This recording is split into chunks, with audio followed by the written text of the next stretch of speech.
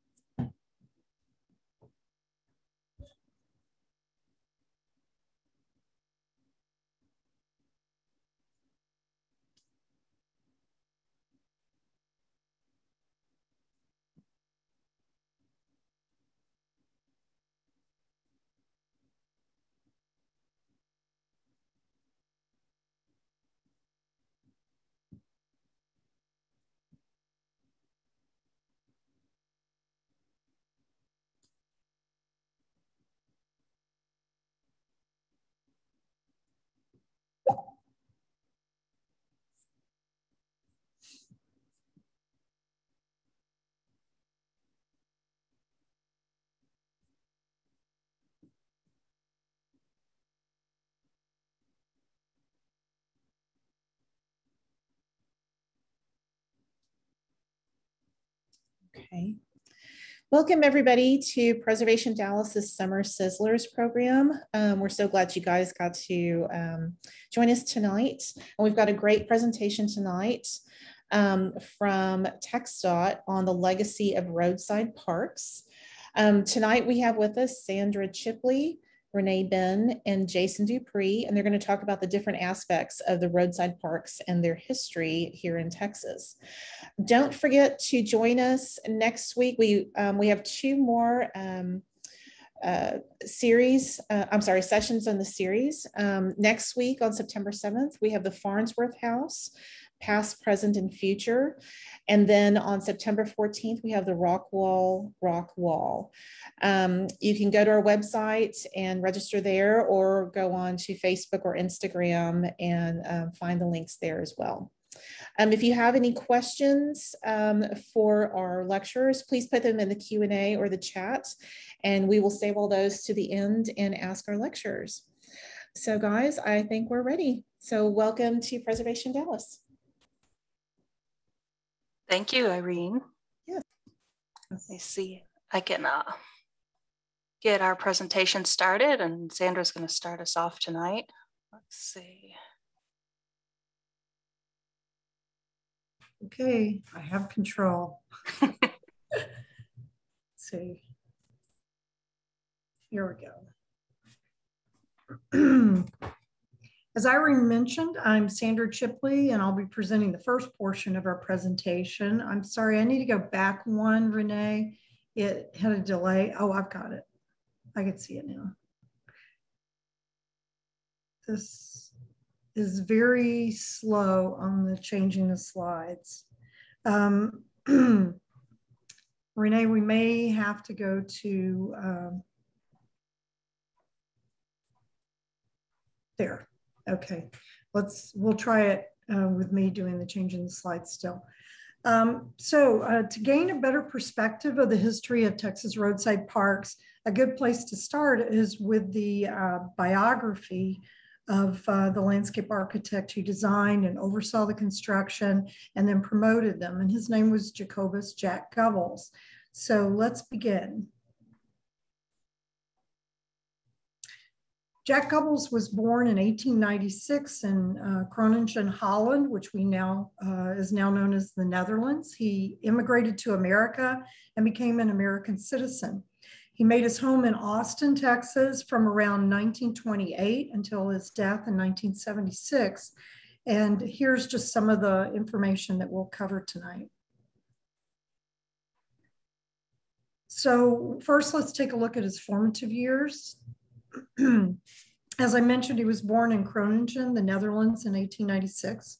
His parents were Johannes Jacobus Goebbels and Fen Grossman. When he was 12 years old, he wrote an essay on parks and came to the attention of the local public works director in his hometown, who convinced him, encouraged him to study at the School of Botany and Art in Groningen from 1912 to around 1913.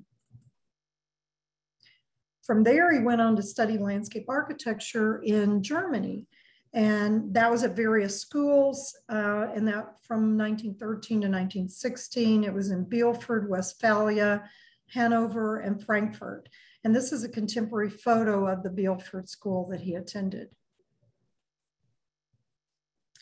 Goebbels was 20 years old when he returned to Holland from Germany, and then he boarded a freighter for Padang, Dutch Sumatra, where he worked as an administrator and in plantation site selection for coffee and quinine plantations.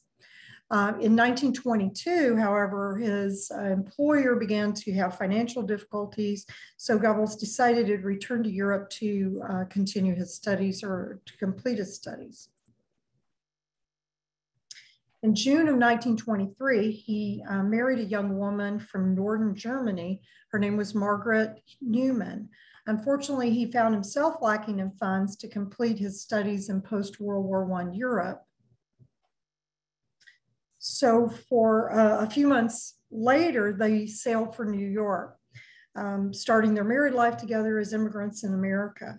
The newlyweds arrived in the port of New York aboard the Veendam in September 1923, with Goebbels' occupation listed as planter and his wife's as housewife.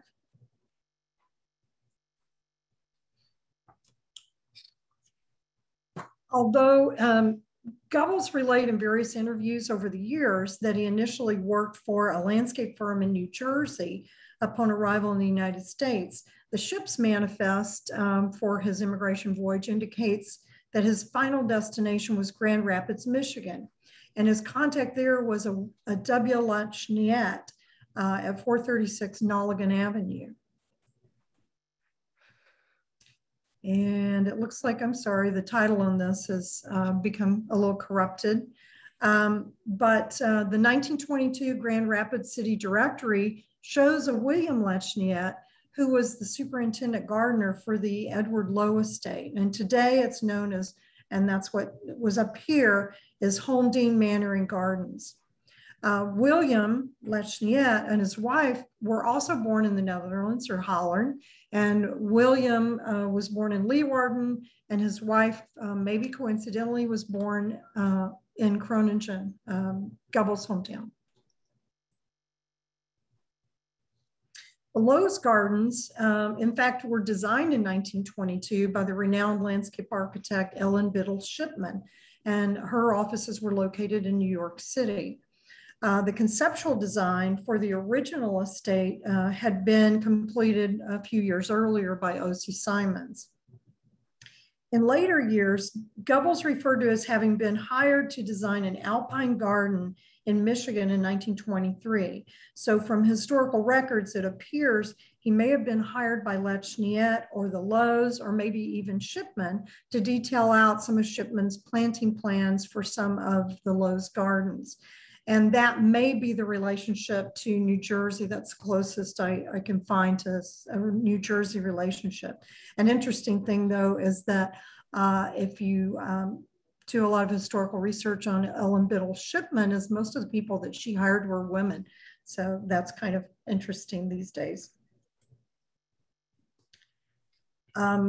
The project, at any rate, the project was brief, and by the end of the year, Gubbels moved to Denver, where he assumed a full-time position with the firm of Sacco R. DeBoer and M. Walter Pessman. 13 years older than Gubbels, Sacco DeBoer was born in Terp,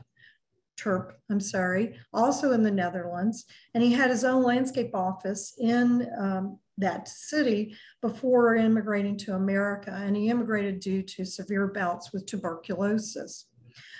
First, he went to New Mexico and then on to Colorado, and DeBoer became the city of Denver's second landscape architect in 1910. And he opened his own Denver design office in 1919 in partnership with M. Walter Pessman, who we see here on the right.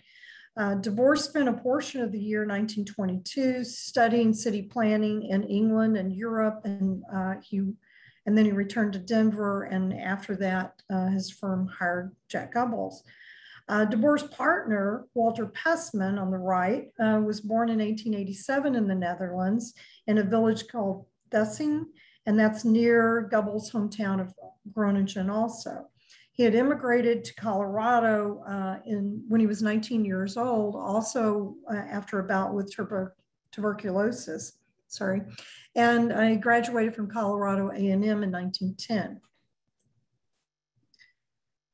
It's interesting to consider where all of these landscape architects and planners were coming from at this time to apply their trade in the United States. So first we'll take a look at this map of Northern Europe. You notice Belgium, Luxembourg, Germany, and then the Netherlands or Holland and the North Sea. And all of them are from this part of Northern Europe. And then we can get a little closer look here. And you see this is Groningen, where Gubbels is from, and Pessman is from Thussing, and Lechnett is from Leeuwarden, and Sacco DeBoer from Euroterp. And down, if you can see in the bottom right-hand corner, there's a bar scale. This map is, that's a 10 miles for the scale. So most likely there was some kind of maybe familial relationships or professional relationships or educational that brought these men all together in the United States. This slide shows the dates for DeBoer's businesses and of Gubbels' employment with DeBoer. And as you can see, the DeBoer partnership dissolved in 1924, but Gubbels remained with the DeBoer side of the business. And in divvying up the contracted work, Pessman took the contract with the Denver public school system to prepare landscape plans for 70 schools. And DeBoer, I'm sorry, that got a little sensitive there. See if we can go back. DeBoer moved his company into an office next door to his home. In all, Gubbels worked for DeBoer from 1923 to 1927. And during those years, the firm designed the Bonnie Brae subdivision in South Denver. They prepared a master urban plan for the city of Grand Junction, Colorado, and DeBoer was named a member of the first zoning commission for Denver. So here's an example that you're seeing right now of the Denver streetscape that was designed by DeBoer, and this is from the Colorado Encyclopedia.org, and then also I think it can be found in the Denver Public Library. The man in the carriage, by the way, is DeBoer. And here's an example of one of DeBoer's premier residential designs from the George C. Carlson collection of the Denver Public Library. And this one I find really interesting because it has a lot of design elements in it that seem to be repeated in what Jack Gubbels' house in Austin that he built a number of years later. The reason I've shared so much about Gubbels' work with DeBoer and Pestman is because both partners are today nationally recognized as significant early landscape architects and planners in the Western United States. DeBoer went on to prepare a master plan of Boulder City, Nevada, and the Denver Botanic Gardens, among numerous other ones.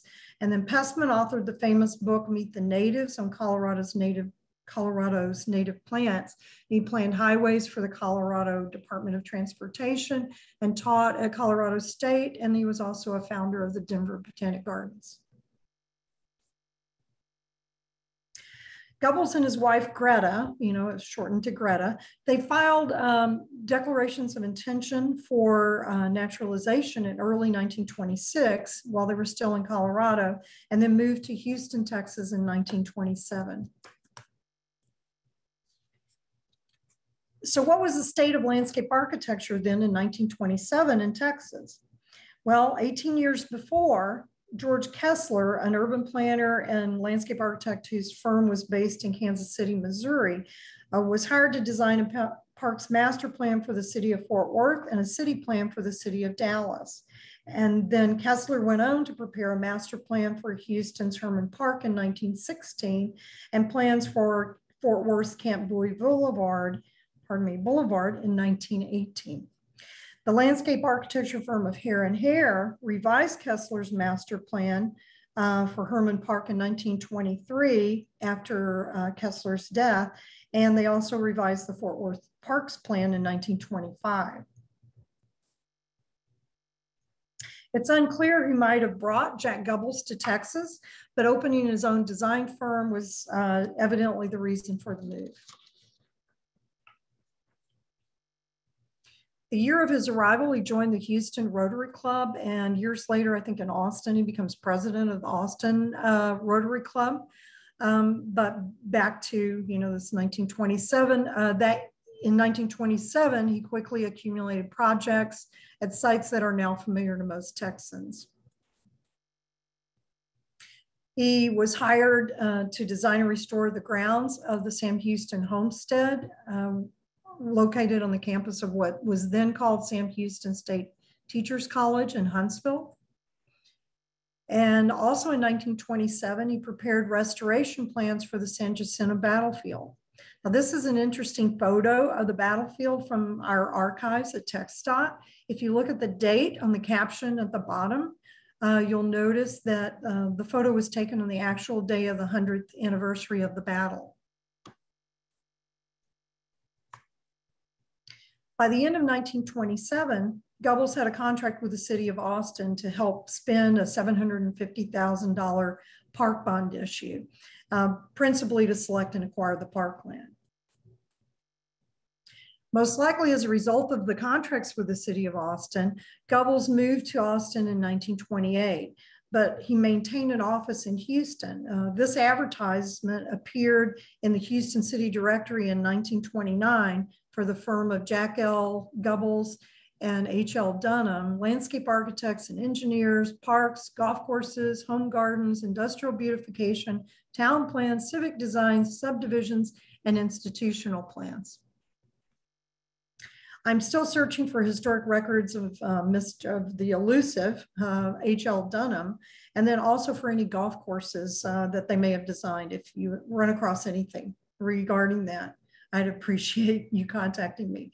Their Houston office was in the Niels Esperson building. At that time, it was a newly completed modern high-rise. So this takes us to his life in Austin.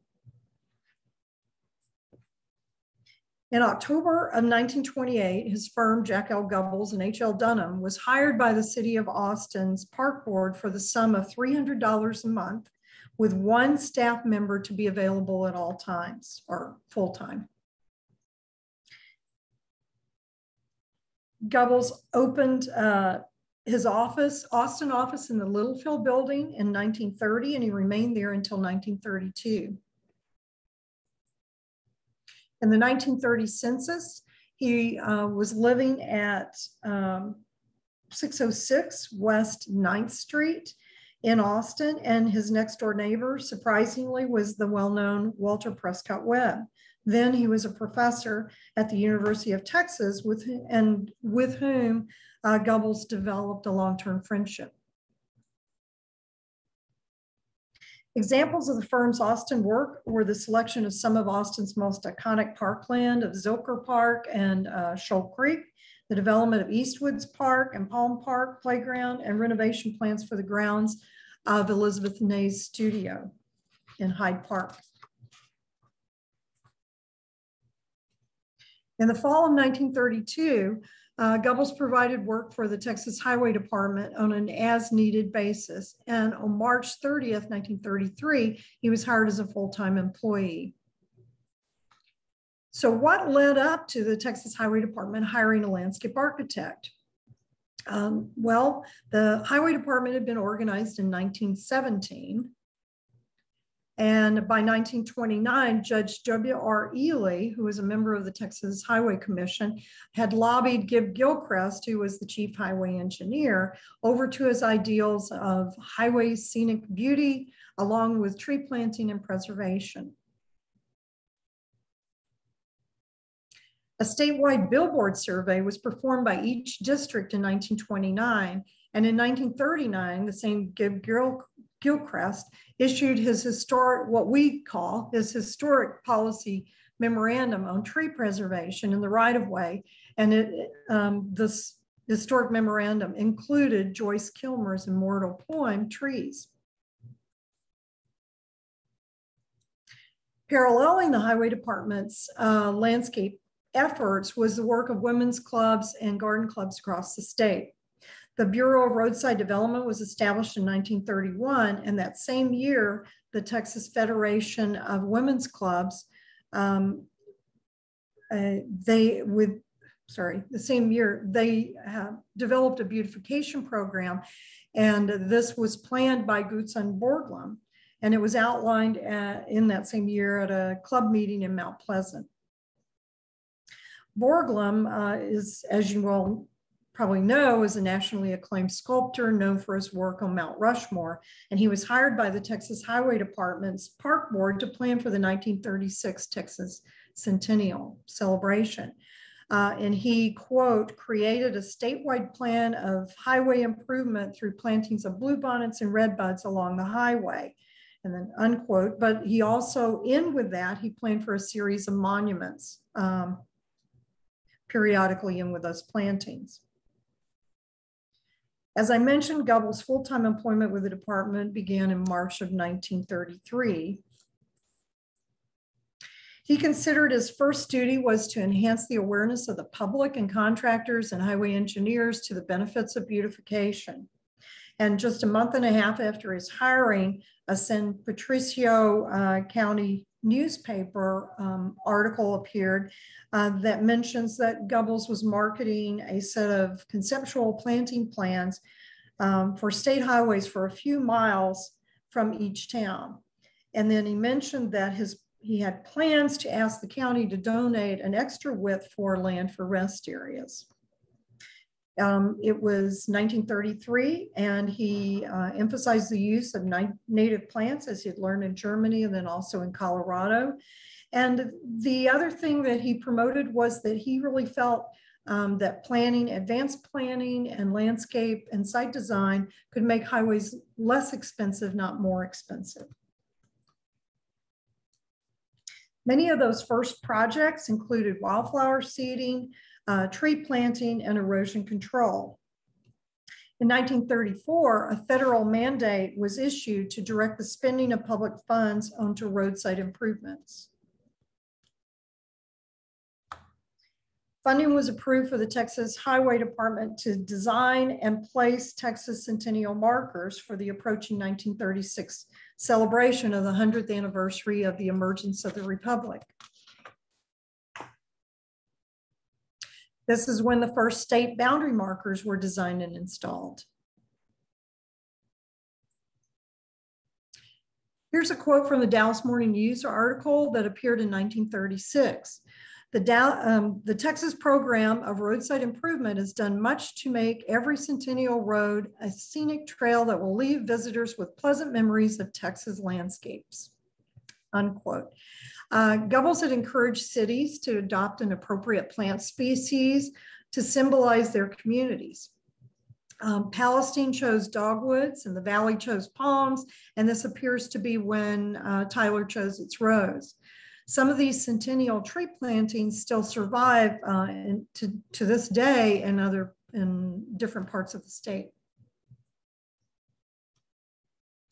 After a young Lyndon Baines Johnson was named the first Texas director of the National Youth Administration in 1935, those youths worked closely with Goebbels and the Texas Highway Department to construct the roadside parks. Interestingly, LBJ's first office was also in the Littlefield building in Austin. And also this developed a long-term friendship between Goebbels and LBJ and Lady Bird. In 1934, Goebbels launched the first of a series of at least 12 numbered volume publications on subjects like suggested plantings, highway designs, and roadside development. The series continued for around 16 years, and our Txdot archives has copies or originals of some of those booklets in the series, but would like to locate more of them if you come across them. We did just recently identify a couple of them. We're going through a purging and a filing and sending to archives of a lot of our materials in preparation for moving to our new building in the spring of 22. But if you do come across those, we're interested in it. So during those early years, he often, I'm sorry, I'm not really able, there, okay. During those early years, he was also often referred to as a landscape engineer. He had a couple of office assistants and a secretary. And then as landscape design staff was added, they were assigned to 4 regions of the state. And then they gradually were assigned to individual districts. We found some records from right around just before World War II started. And many of them were referred to as roadside, the staff they're referred to as roadside developers or assistant roadside developers. And then if they were an architect or a landscape architect, there tends to be a designation there with them. Terms like turnouts and roadside parks, overlooks, and arbors were coined to define different types of roadside improvements. And the turnouts, for instance, like this one, were usually just a picnic table and maybe a historic marker and some shade trees. The volume of roadside parks includes drawings of sections of 4 typical layouts. And these layouts identify, they have a plan and a section, as you see on the bottom. They identify kind of the difference between the pavement of the roadway, as you see on this typical layout on the right, and with the turnoff with a median. You'll see it has picnic tables and fire pits and then some entry plantings. And essentially that's what each of these are. I won't go into all of them tonight. The other 2 are shown here, and they're more of, excuse me, a cul-de-sac or a circle drive type layout to those. These roadside parks provided a welcome respite for the traveling public in an era when before fast food and air-conditioned motor vehicles. These landscape architects also included improvements in the roadside parks around some existing springs for fresh water for both humans and for the vehicles. They encouraged and they also included at least one botanical garden. Here's their sketch for one of the springs. And here are a couple of construction drawings of two types of picnic tables. And like the sustainability guidelines of today, they encourage the use of native and local materials. So for instance, the stone one on the left would probably be built in West Texas, where the timber one on the right would be built in East Texas. Brush arbors and shelters, brush arbor shelters, I'm sorry, is what we call them, and overlooks were often used as roadside turnouts in scenic areas. The brush was usually Georgia cane, and the term arbor continues to be used today to identify the steel picnic shelters that you see in Txdot safety rest areas.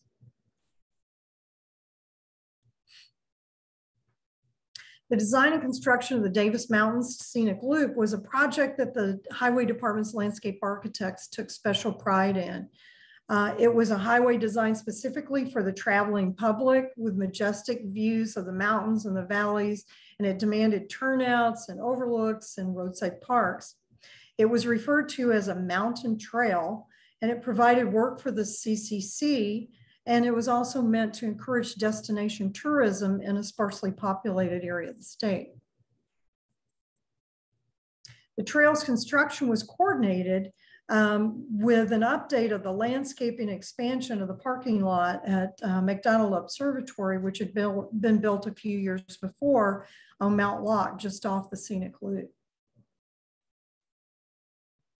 Goebbels' definitive book, American Highways and Roadsides, was published in 1938 by the Houghton Mifflin Company in Boston. It established him as a nationally recognized expert in highway safety and roadside design. It had an introduction by Julian Montgomery, who was then the chief highway engineer. And it was promoted by his friend Walter Prescott Webb, who had encouraged him to pursue the project. In the book, he expounds his design philosophies on pertaining to highway alignment, road profiles, road focus, highway safety design, and erosion control, and the impact of these factors on the natural environment as well as on the driver. The book includes photos of Texas roadside parks, as you see here on the left, and then also of sketches of some roundabout designs, along with a number of other sketches and photos. Here's some planting statistics from the first 5 years of Goebbels' employment with the Highway Department. They had sown 80 tons of flower seed, 100 tons of grass seed, and they had planted 500,000 trees and 700,000 shrubs, and 200,000 vines and perennials were planted. The vines, I think, were mostly on those arbors. Goebbels left the department in 1947 to establish his own planning and landscape architecture consulting firm. But here's a recap of his career at Txdot, and we mentioned the part-time employment, and then the full-time employment. In 1940, he was named the head roadside development division. And during the war, the landscape architects, a lot of them joined the military, and so then there was shortage of funds, so they brought the landscape architects back into urban planning, and he was the director of it.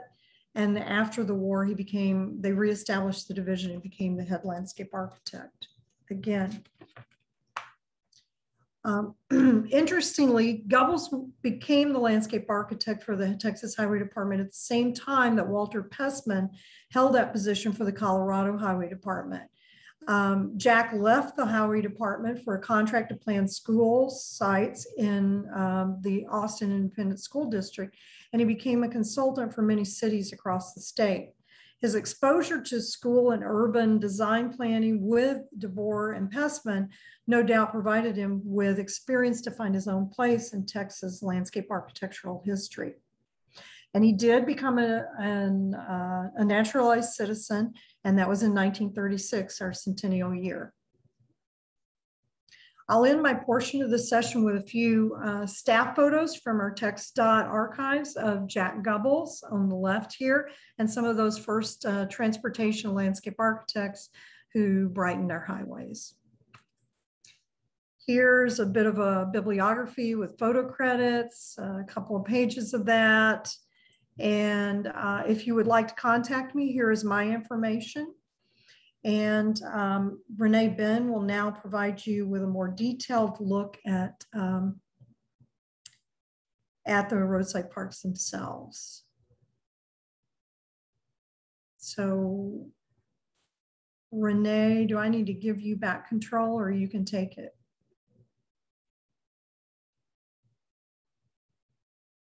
And you're muted. Oh, you'll have to give it back up at the top. Few options.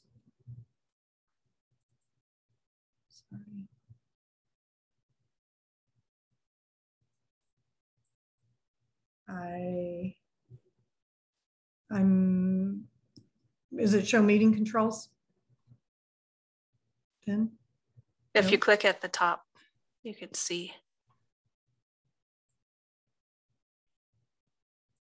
I am clicking at the top and give remote control. There it is. Sorry. Thank you.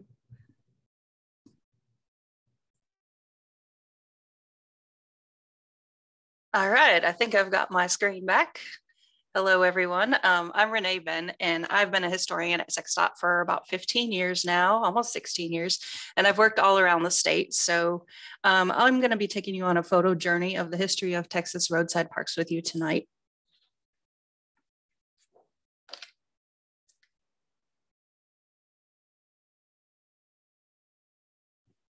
Among thousands of parks originally built, approximately 500 remain.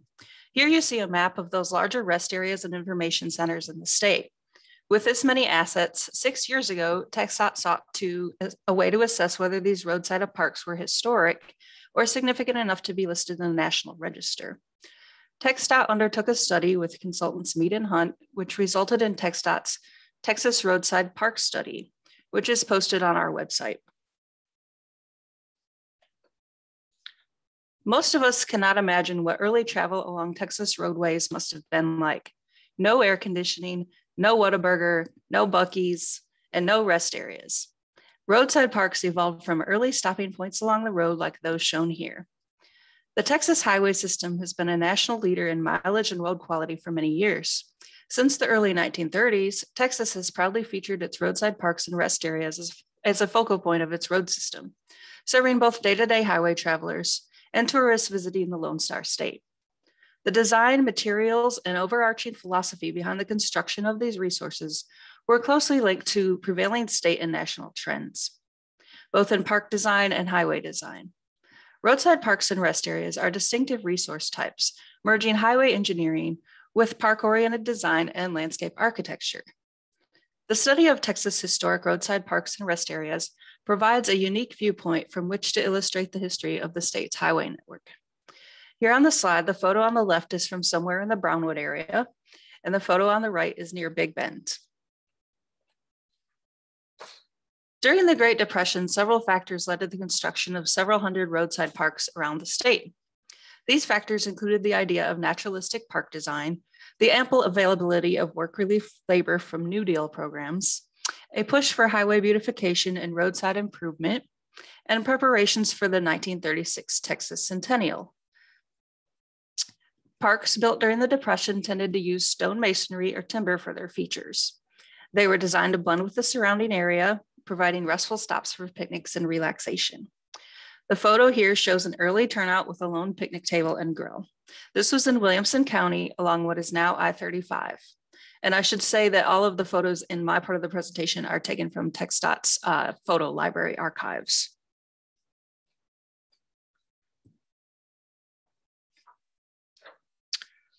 Sandra spoke much about the Depression era parks. You can read here some of the features of those parks. This photo shows a turnout that was located along State Highway 65, about 3 miles south of Gilmer, which featured a Centennial marker. Folks could take refuge in the shade and rest a bit during their long, hot travels. This slide shows construction using local materials, which was one of the hallmarks of early roadside parks. And here they are installed in Sims in Bowie County. We don't think any more of these exist, of these wooden type log tables and benches. Here's an early example of incorporation into the landscape. You have a tree as the centerpiece of the table with a rustic fence defining the back of the park. This was in Northeast Texas near Atlanta. During the Texas Centennial in 1936, the Texas Highway Department, or THD as Txdot was then known, prepared for an influx of visitors to the state by building information stations on highways at or near state borders. Here's a couple of photos of the information stations dating from that era. They definitely encapsulated regional architecture.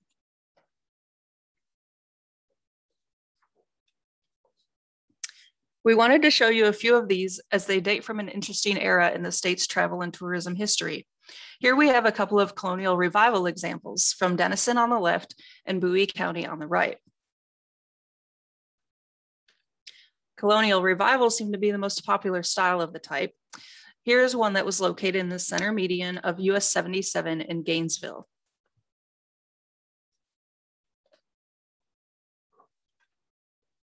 Here's a Pueblo revival style information station from Glen Rio on the left, and a similarly southwestern style station that was on US 81, which is now I-35 in Laredo. I had done some looking into these resources in my work researching historic highways. These are photos I took in 2013 of one that had been moved to a field off US 90 in Orange. This photo shows the building in its final home. It had been moved twice prior to being stored at this location. At one time, it served as a liquor store. As you can see, it was pretty ravaged by time, even before we surmised that it became a victim of Hurricane Harvey. We don't think there are any more left, but they may have been repurposed as this one once was. If you think you might have any in your community that were repurposed, please let us know because we'd like to identify more of these if they survive. Well, I hope you enjoyed that slight detour about the information stations. In the next era, the World War II period was a low one for official new roadside development, including the construction of roadside parks. Policies created during the Great Depression to keep people in work and economies moving were no longer necessary as young men went to war or went to work for the war machine. This period is marked by maintenance and the increased role of community groups taking a larger role in highway beautification and tourism due to lack of government money. This photo shows a park from this era that reused natural resources. Leftover large rocks from the gravel borrow pit used to build a road bed became an arbor and picnic table. Here's another 1940s era photo. The use of faux bois or concrete made to look like wood in the San Antonio area. The THD strived for a natural look and feel even when using concrete in this park. The park also demonstrates the hiring of local artisans. I haven't fully researched to see if we can find out more who constructed this park, but it's similar to artist Dionisio Rodriguez' work in the area, including at Brackenridge Park in San Antonio. Limestone for these resources was readily available in the region. THD built a roadside park at the intersection of Highway 87 and 97 in 1936. You see here the plans on the slide, and the red arrow indicates the plans showing a concrete table and chairs set in the park.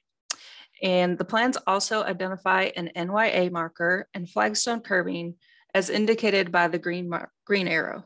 This park sadly no longer exists. This is sort of a transition slide as I wanted to show you how the THD planted the only trees one sees for miles in the harsh landscape in the late 1940s. This is about 26 miles west of Fort Stockton. After World War II, The Texas highway system experienced rapid growth, but lacked the inexpensive work relief labor that had been available before the war. THD efforts instead focused on the rapid expansion of primary highways and farm-to-market roads. While THD publications indicate little interest in new construction of roadside parks or other roadside improvements, construction history indicates that a small number of new parks were built in this period. The main focus of roadside improvements was the reconstruction and replacement of parks from the Depression. These post-war parks utilized new standard plans and featured more modern designs and materials. In the early 1950s, picnic table sets were built with smooth brick and concrete, while roofs were usually corrugated asbestos and framed with angular or tubular steel designs, creating some of the most iconic roadside parks in Texas, such as those seen here near Big Bend. Scenic overlooks were built during this era. A scenic overlook is a roadside park or turnout constructed in response to exceptional natural scenery or views visible from the outlook. Here's a scenic overlook on the left, which features the integration of the site with its setting. It is perched rather precariously on a cliff, but allows for great views while picnicking. It was near Mountain Home along Texas Highway 27 in Kerr County. The one on the right is on Loop 375, west of El Paso, near Franklin Mountain State Park. The construction of the interstate highway system and other limited access freeways brought the next generation of Texas roadside parks. THD began building safety rest areas along its interstate highways in the early 1960s, generally using the national guidance for their construction.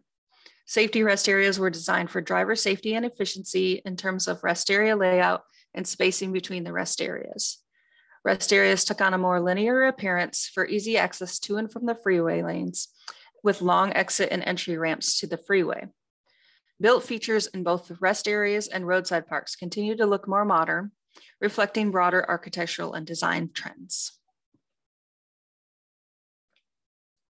Here's a mid-century example showing integration of site and setting, where the flat modern style building and arbors contain mid-century design elements, but managed to blend in with the rather flat surroundings between Round Rock and Georgetown. You can also see the long exit ramp to the freeway in the background. This one clearly does not exist today.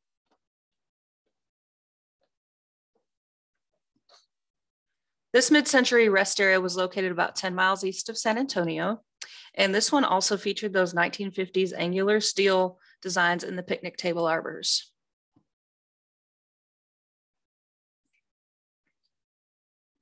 By the early 1970s, the THD's most used rest areas featured comfort stations, a polite term for toilet facilities, and info boards displaying tourist information and highway maps.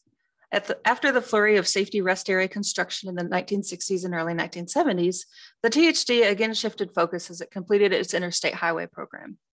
Highway beautification became more important through activities such as wildflower plantings, litter pickup, and billboard removal. The THD also began building a building campaign for new tourist information offices around the state. These tourist centers were generally located at key entry points into Texas. Roadside park and rest area work again focused on maintenance and upkeep of existing parks.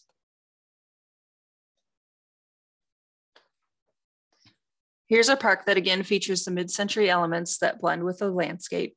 You can see the comfort station in the background and along with an info board in the foreground. This was just south of Fort Worth along I-35. We do have plans for some features of roadside parks, but it's often haphazard as to whether an individual park had plans. THD also had general plans for parks, which Sandra showed, and more of which are in the Texas Roadside Park Study. These are plans for the oil derrick arbors for a rest area along I-20 near Tyler. By the 1990s, Txdot was closing older roadside parks and rest areas based on a national perception that many parks were in need of extensive maintenance and were public nuisances. Instead, Txdot focused on developing a revised safety rest area program. This program included the replacement of older safety rest areas and construction of new facilities along interstate highways and other major highways. Location of the new safety rest areas was based on evolving traffic patterns and urban growth along many of the state's highways. The new safety rest areas received national attention due to their features such as large parking areas, exercise and playground equipment, interpretive displays, and inventive regional designs, as well as the typical restroom facilities and picnic facilities. Here we have the grand opening or reopening of a couple of safety rest areas in the 1990s. Some of the problems we had then exist today: lack of money for upkeep based on other priorities, and then the trash that you see here. We still have several of these arched pipe picnic arbors around the state, and they're quite iconic.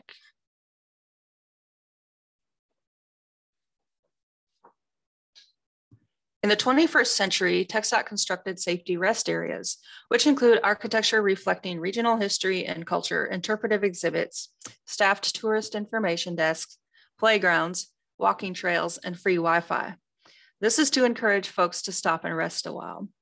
This safety rest area near Amarillo features architectural elements reminiscent of nearby Route 66 and its Art Deco roadside architecture.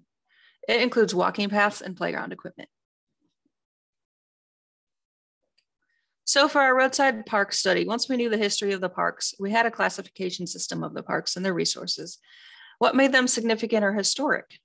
I won't get into all the specifics of integrity and significance today. You can always go to the guide online for more information on the specifics of those items. In general, though, roadside parks can be significant for themes such as transportation, politics and government, social history, entertainment and recreation, distinctive architecture, or high artistic value. For a roadside park to qualify as historic, the physical features that are typical of its period of development should be retained or replaced in kind when possible. Generally, a park should contain its original layout or driveway orientation, 3 or more picnic areas, unless it never had that many to begin with historic age table and bench sets, and at least one other feature such as a fireplace or a retaining wall. We did not survey every roadside park in Texas. We do not plan to survey every roadside park in Texas. That would take too much time and money. Instead, we focused on a sample survey for our guide. Of the remaining roadside parks, these shown on the map are designated historic. You can see the concentration in the Fort Davis area, which is what is known as the Fort Davis Loop that Sandra talked about. And I have a map of it in my presentation as well. And these all still exist today for the most part, as they were built. We have installed some ADA ramps, of course, and some of them too for accessibility. I'll leave you with images of one of our most historic roadside parks due to the integrity of masonry craftsmanship that remains and the number of picnic tables and other resources. Those that are historic will have the brown signs like you see on the bottom of the slide, indicating they may not meet modern ADA accessibility standards or safety standards. This park receives many visitors and is well maintained, although I probably wouldn't want to drink that spring water. If you feel you have a historic roadside park in your area, based on some of what I've gone over, please let us know and we'll try to take a look at inventory it. Next up, Jason's going to talk about the maintenance of historic roadside parks. And let me pass that over to him.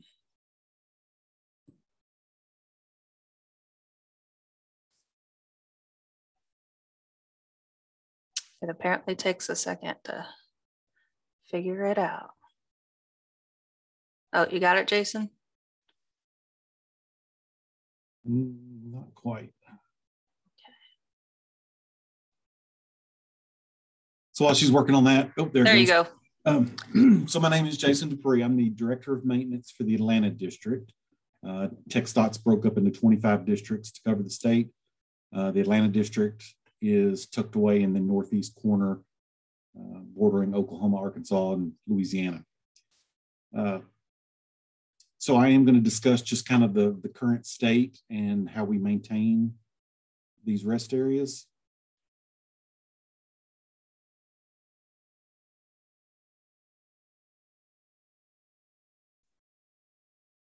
But first, a very wise person once told me, we don't ever pass up an opportunity to talk about safety. Hopefully, this isn't new. Y'all seen this in the street campaign that Txdot has had for several years now. But in case you haven't, that is in reference to the fact that there hasn't been a single day in Texas since November 7th of 2000 that somebody hasn't died in a car wreck on one of our roadways. So obviously we're approaching the 21 years since that date. Txdot has a goal of getting to 0 by 2050. But you know, first step is we got to get to a day, and we have yet to be able to do that. So we have committees. Every district has a committee that reviews these fatal accidents.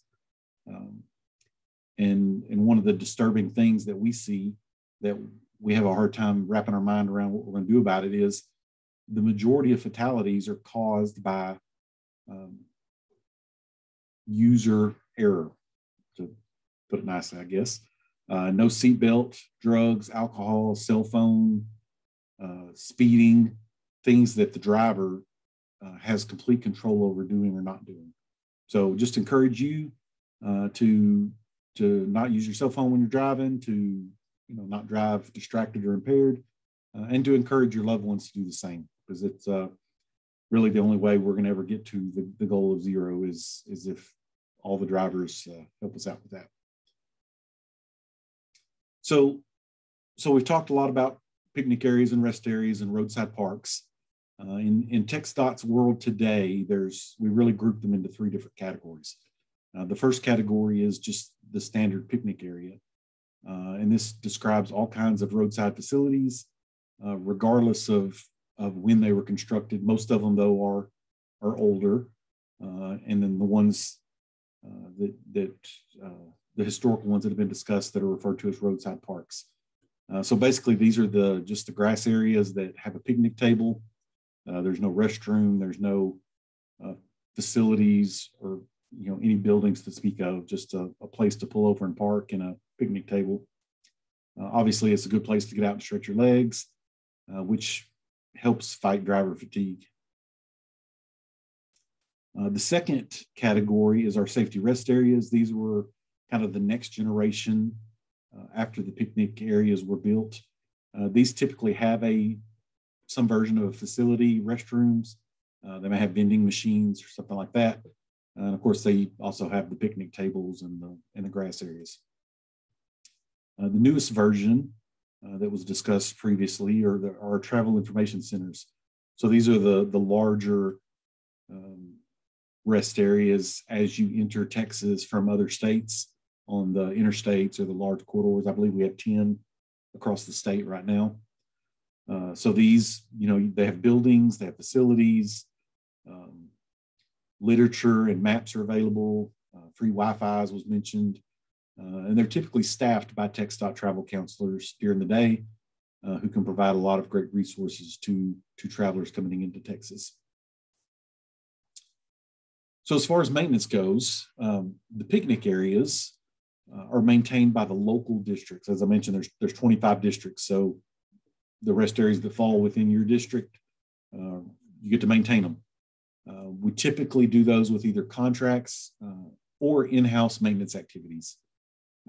Typically, these activities are mowing, the grounds maintenance, sweeping up leaves, picking up litter, and then trash removal. Right now across Texas, we have 550 approximately of these picnic areas. And as of last year, we were spending about $4.6 million on maintenance. So it works out to about $8,400 per year per picnic area. The safety rest areas, so these are maintained by contracts that are administered from our maintenance division out of Austin. So those contracts typically involve grounds maintenance, again, mowing, sweeping up leaves, whatnot, landscaping, flower beds, janitorial for the facilities, litter pickup, and trash removal.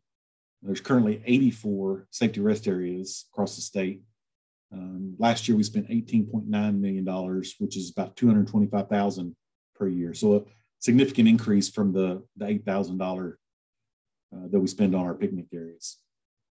The last group, back to the TICs, those are administered by contract from the Travel Information Division, also out of Austin. We currently have 11 TICs now. and we spent 5.2 million last year, so 473,000 per year.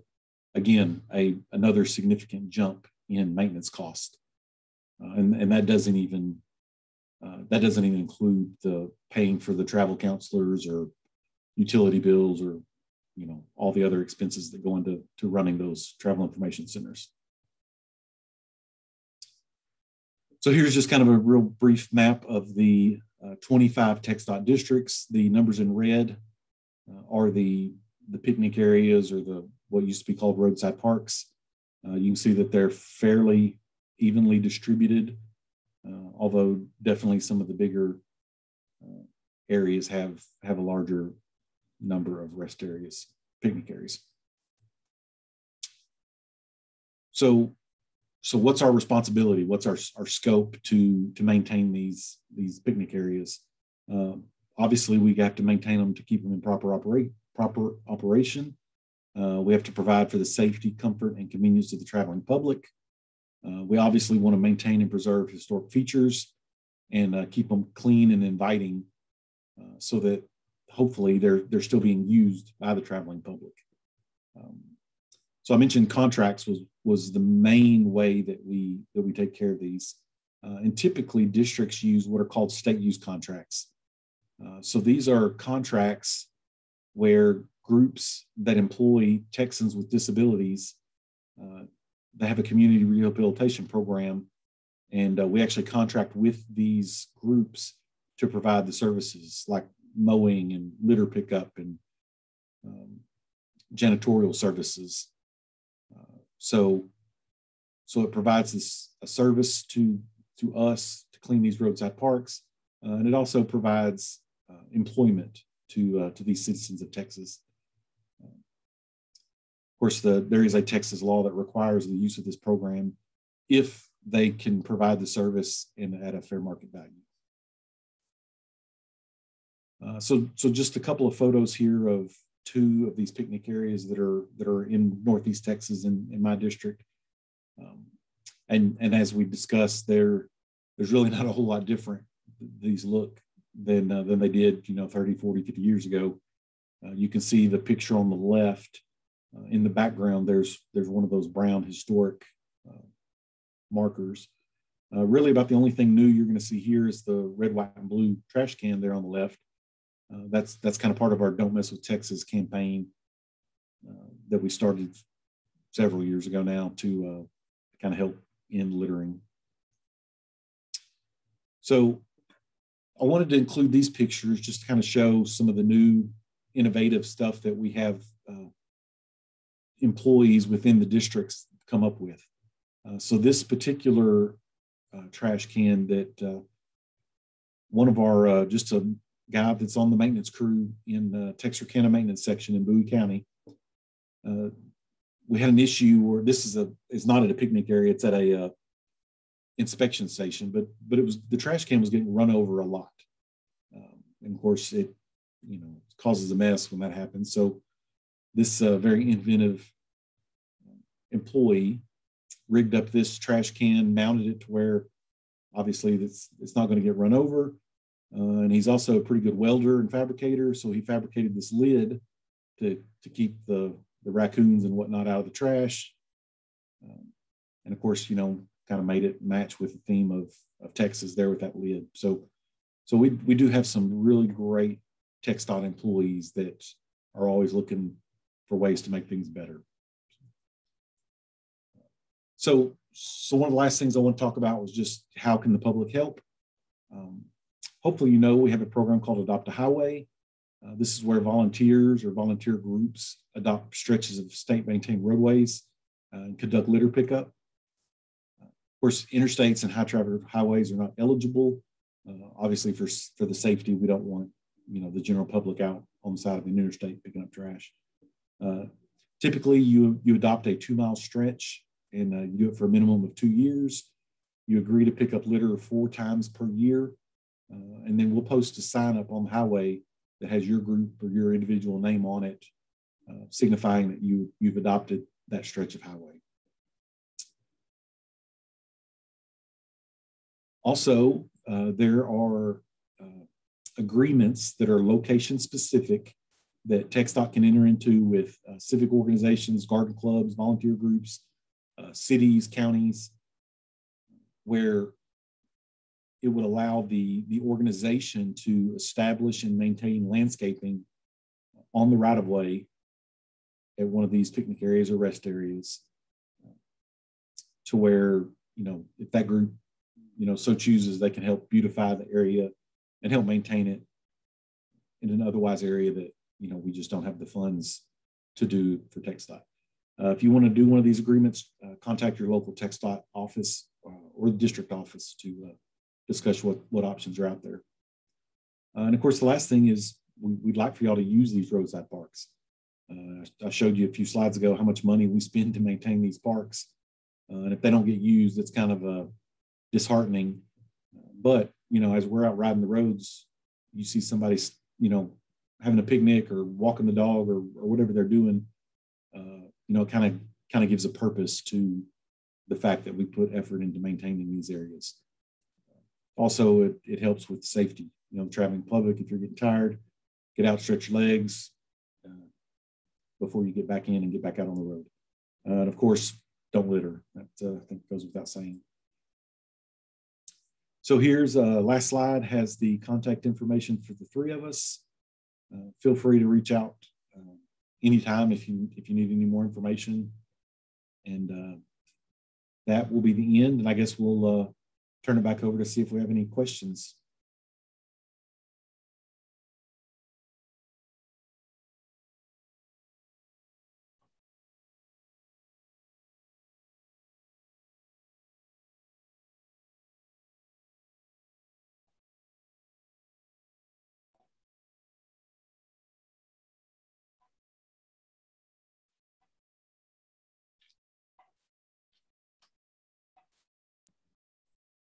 Guess I can stop sharing this. Irene, are you there with the questions? Any questions? I haven't been able to check the chat while we're in this. Should I stop the slideshow or just leave it up? That's fine. No, you can leave it right there. Okay. Okay. So does anybody have any questions for our speakers tonight? They're very quiet today.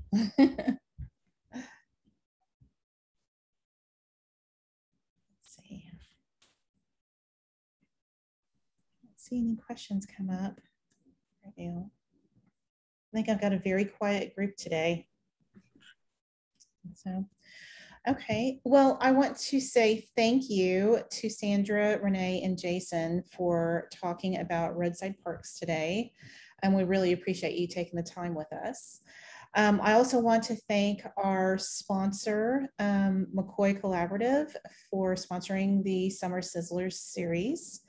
I do have a couple of questions for you guys. Okay. What were the incinerators for? Burning your trash. Yeah.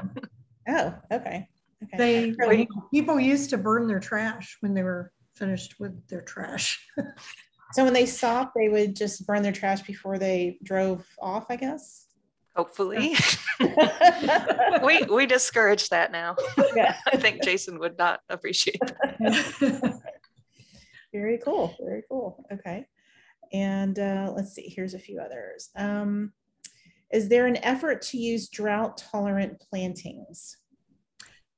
Yes, indeed, there is. We're kind of under a national mandate to do that too, or a federal mandate. And you'll find that in our really large safety rest areas that we've been building. For instance, the one if you're familiar with it at Hillsborough and Salado, those are some that are kind of more around the Dallas or the Austin area. There's one in the Navarro County one too that's up around there. You'll find that the plantings we do are with, we do what's referred to as xeriscaping. And we're also doing quite a bit of planting to encourage the monarch butterfly on its path through Texas, and then other pollinators too. We're incorporating into these large safety rest areas. We're working on one right now that's near Van Horn, Texas. And for instance, we use native or adapted plant material to the different regions of the state too. One of the interesting things about Gubbles is one of his pamphlets or booklets that he had produced too had a list of native plants, and it's kind of that they encourage to use. So it's kind of neat to look at that today and see some of the plant species names have changed over the years. That just happens in horticulture. And then some of them are maybe ones we don't want to plant anymore, but many of them are ones that we still plant today. Okay. Let's see, I have another question. It says, on a recent road trip, I noticed several rest stops that at one time had facilities are now closed. What makes a determination to close a rest stop? So I'll take that one. So usually what happens is a newer facility is built a little further down the road where we have more right of way. We can build more parking, a newer facility, and it's so close that it doesn't make sense to maintain the other older area. Of course, the historic ones we don't typically close those because they're historic. We'll keep those going, but chances are the ones you saw that were closed weren't historic, and the cost to upgrade those on that footprint just wasn't economical, so they relocated it. Also, you know, their cars drive faster now. You go further in the same amount of time, so you don't necessarily need as many stops along the way on a stretch of highway. So over time, we just kind of recalibrate to where we think the stops are needed.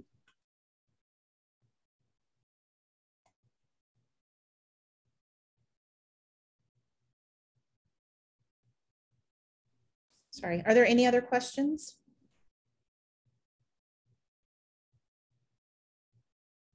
I think that may be it. Okay. Well, I want to thank you guys very much for speaking to our members today. We really appreciate it. And I want to say to everyone, I hope you join us next week. We have two more, one next week, which is on the Farnsworth House. And then the one after that is on the rock wall. So I will see everybody next week. Goodbye. Bye. Thank you.